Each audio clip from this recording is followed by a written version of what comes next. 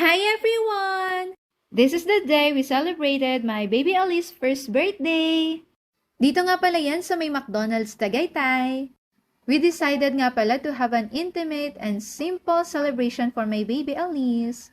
Ang cute-cute ni baby Alice, habang di pa nga nag-start yung program namin, naglakad-lakad muna dito si baby oh. Ang dami nga pumuri dito sa gown ni baby Alice, nabili ko yan sa TikTok shop. Nilalaro-laro na nga muna siya ng mga pinsan niya at ng kanyang tita. Eto na nga, nag-start na yung program namin. Nilid nga pala kami dyan ni Manay Mau for the opening prayer. Siya nga pala ang nongnang ni baby Alice. After naman yan, ito na ang ating napakagaling na host from McDo. Nagpalaro muna dito si ate para daw mas mabuhay at mas masaya ang ating umpisa ng party. Ayan nga yung ate ko, tuwan-tuwa siya, nanalo siya sa first game.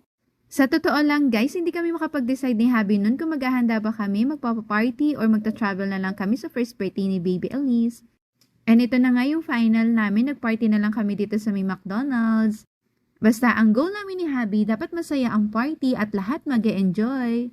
And of course, dapat ang super mag-enjoy ay syempre si baby Alice. Yung in-order nga pala namin food dito is naka-package na siya, so namili nila kami ng mga set meal. O diba, kita naman ang saya-saya nila. And after nga niya, nagpa-games ulit sila kuya. At pinamigay na nga rin pala nila ate itong Happy Meal natin for our kiddos. And of course, hindi mawawala ang pamascot ng McDonald's. Medyo nagulat nga pala ako dyan kasi hindi naman yan yung mascot na nandun sa contract namin. Ang napag-usapan nga namin dyan si Birdie. Pero anyway, ang importante, nag-enjoy si baby Elise dito sa mascot.